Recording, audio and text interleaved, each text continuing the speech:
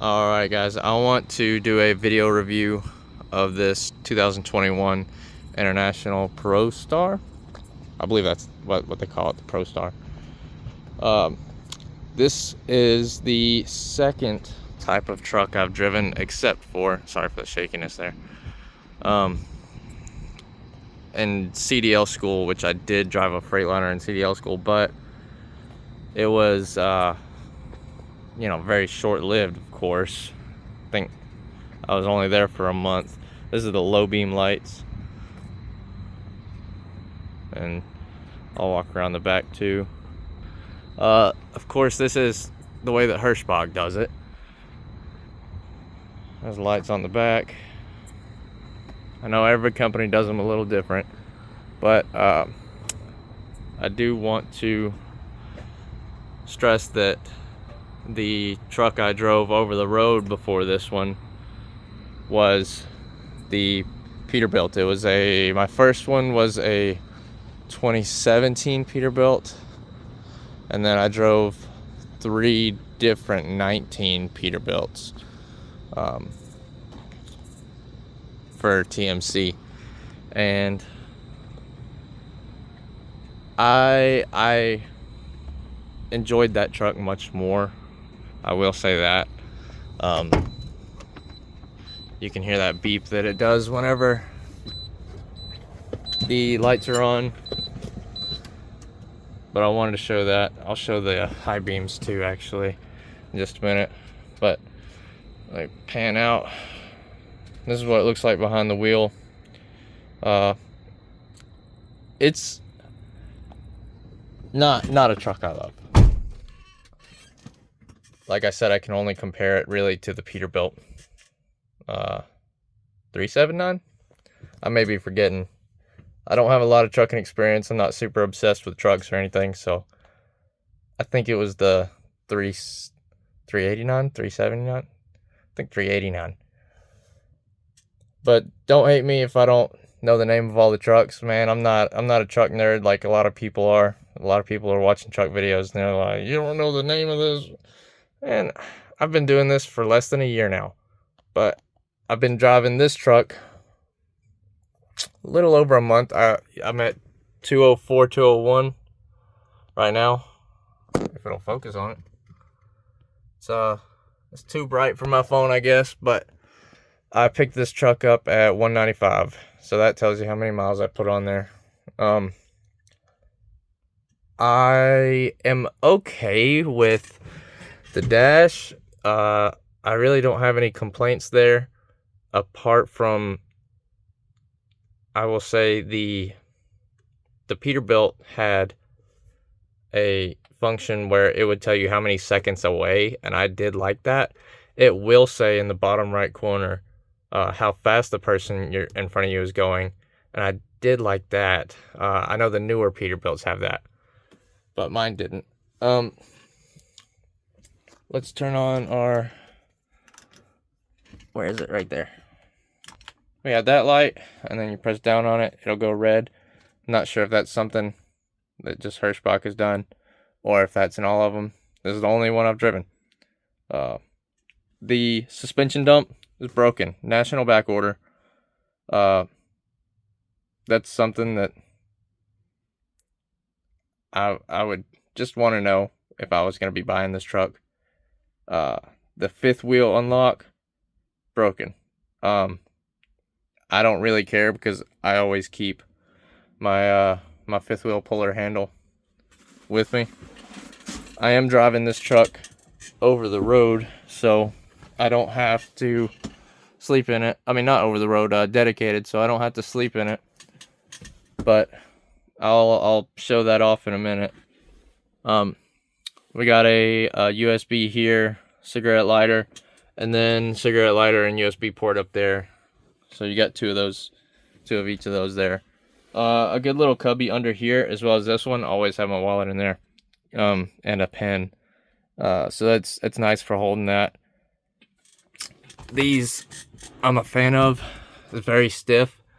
One thing, the Peterbilt, mine did have a lot more miles on it. My Pete had like over 400,000. So I don't know if this is to be expected, but this is nice and stiff. And whenever it comes out to here, you can... Oh, I might be wrong. I thought I could slide it. Oh no, it was that it's got another one that folds down. That's what it was. But this, it almost covers the window, but it doesn't slide out.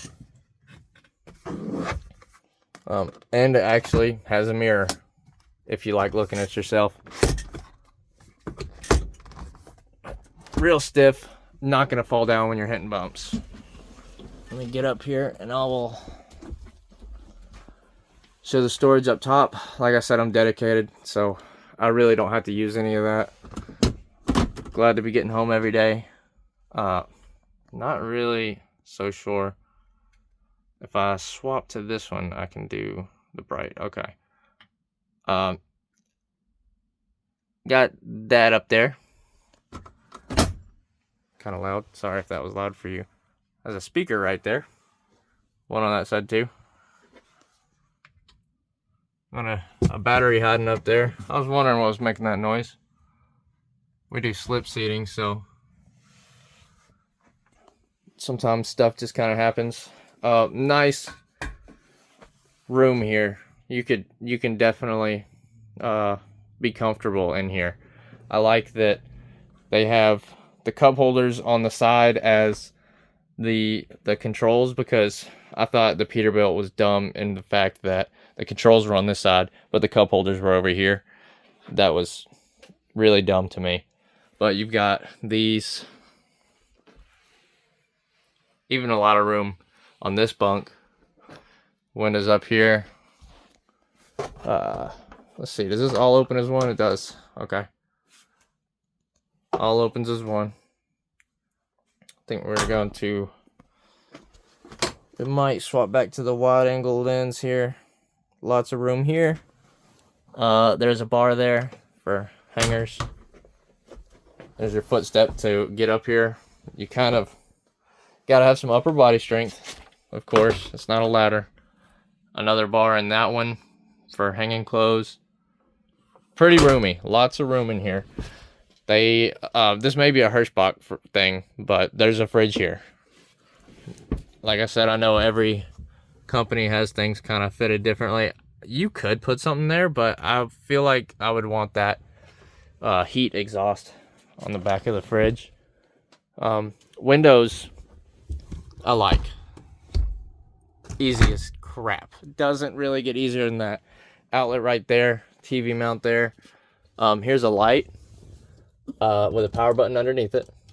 Oh, right there. Another outlet, inverter,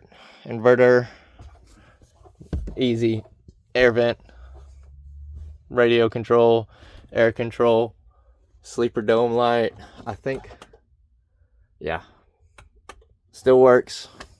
Like, I mean, it's not old, but you'd just be surprised with the way that some of these things fall into disrepair very quickly when you're doing that many miles. Let's see how we open this, because I've never done this. Does it actually flip up, or let's see. Is that, yeah, right there. Is there one on that side? There is. Good strut on there. Good strut on that thing. Here's your storage here. AC. Some storage over there. And then to go back down, you do just push it. Totally lost that battery back there, but that's fine. I don't think anybody's gonna need it. I'll probably pick it up though, just for the sake of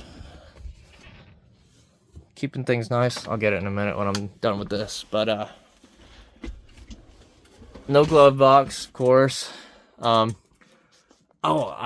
You should also know, I'm not exactly sure where it's leaking, but when it rains pretty good, even a light rain, I believe it's the windshield drips onto here. This is the fuse box. I'm not pointing this right. I believe that's the fuse box.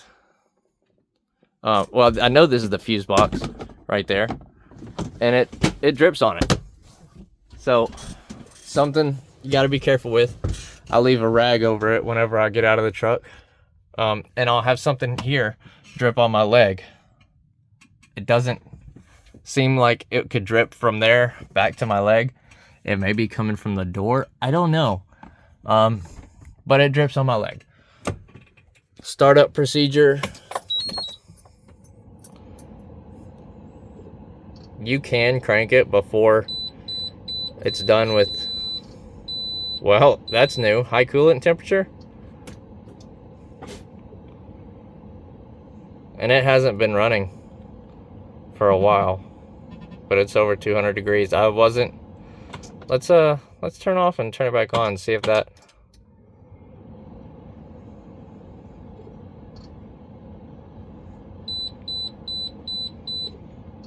well, that's not good. Yeah, I didn't have that problem when I parked it, and it hasn't been running.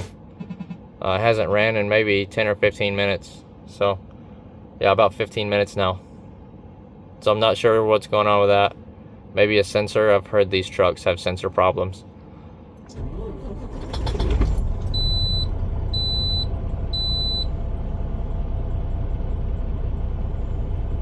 It looks like it's dropping now. Yeah, it's definitely dropping. But I guess that's a good example. I wouldn't buy this truck. First of all, maybe it's just this one, but it's honestly kind of hard to keep it in a straight line. It's definitely dropping. I think we're good. But, and you might just say I'm a bad driver, but I didn't have that problem with the Peterbilt. I mean, I feel like I was a pretty good safe driver in the Peterbilt, and this truck, I'm trying to get used to it and be like on my A game, but you really have to be on your A game in this truck all the time. The beeps can be real annoying. If you are not careful, you will bounce around. It feels more bouncy than the Peterbilt. I know they probably have better suspension. I'm 90% sure they're a more expensive truck, but the suspension's very bouncy in this. I have this really annoying thing where the cruise control, maybe it's the way that the governor is programmed in, but I have to constantly turn off the cruise and turn it back on using the cancel and the reset button if I want to go 68 miles an hour. That's what this truck is governed at, 68. But if I'm sometimes going up a hill, it'll just like stop giving power. It doesn't matter if I put my foot to the floor. It doesn't care what the pedal is saying. It just does what it wants, and it's gonna go like 65, 62. I've even had it cut power while I was doing 62 mile an hour, just cresting over the top of the hill, and it'll cut power, and I have to turn the cruise off and back on, and it'll go up to 68, and then as soon as I hit 68, it cuts power again, and it'll drop back down to 65, and it'll cruise there, and then you hit a hill, and it cuts power, and it lets you climb up the hill at 68 in 12th gear until it just drops down and down and down further. It's really bad about whenever you're like at a stoplight or just going maybe 5-6 miles an hour. It wants to be in too high of a gear. It wants to be in like 6th gear whenever you're just going 6 miles an hour, and if you're loaded, that's not great. I've had it be stuck in 5th gear whenever I was fully stopped and I tried to accelerate fully loaded, and it's in 5th gear and it doesn't downshift, and I'm trying to pull out across traffic. That's awful. I mean, I never had that problem with the Peterbilt. But the most dangerous thing I would say is that if you are on cruise control and you have to brake suddenly, like we do a lot, whenever you hit that brake and the cruise control's on, it sometimes, almost always, like 99% of the time, takes like 3 seconds for your cruise control to turn off and your truck to stop trying to power through. You have to break through the acceleration until it stops. So you have to immediately be ready to hit the cancel button on the cruise control if you have to stop, not just with the brake. And that's extra dangerous, you know, taking a hand off the wheel to do that while you're in a possible emergency situation. I mean, it's just straight up dangerous, man. Like, International, you gotta do better with that. Like, a full 3 seconds of trying to fight the engine, that's nuts. Get rid of that warning since we're good now. Let's turn off this. Let's hit the brights. You pull back all the way, 2 clicks to turn the brights on. Here's our window controls. Another complaint, you can't just leave this on whenever it's raining. It'll eventually turn itself off and you got to turn it back on. Also, the light's not very bright, so if it's bright outside, just can't really see it. This is what your brights look like. They work pretty good. I can't complain. I will say that the brights on the 2019 Peterbilt were the only thing saving me, because the low beams on the Peterbilt were useless. Absolutely useless. You couldn't see anything, and I don't have trouble seeing at night. The radio is pretty good. I don't have any complaints about the radio. I know that's a big part of it. People can actually hear me whenever when I have my phone connected and they call me, they can actually talk to me and understand me, whereas the 19 Peterbilt, I could not talk to people. They would always complain that it was loud and they couldn't hear me. So that's good. That pretty much wraps it up. I don't like this truck, and I wouldn't buy it. But, you know, from what I've heard from other people, it stays out of the shop more than a Freightliner, or if it does go into the shop more, it goes out faster, because it's usually just sensor problems and things like that. But I believe this truck is straight up kind of dangerous if you're not used to it. I wouldn't buy it. That's my review of the 21 Peterbilt at 204, 201 miles. If you enjoyed it, let me know. If you're glad that I posted it and you like that I'm doing reviews on stuff, let me know. I want to make sure that either one, this video grows in popularity enough to where International can realize that they have a problem with that cruise control, or maybe just save somebody's life by deciding not to buy this truck and that cruise control causing an accident. So, alright guys, take care.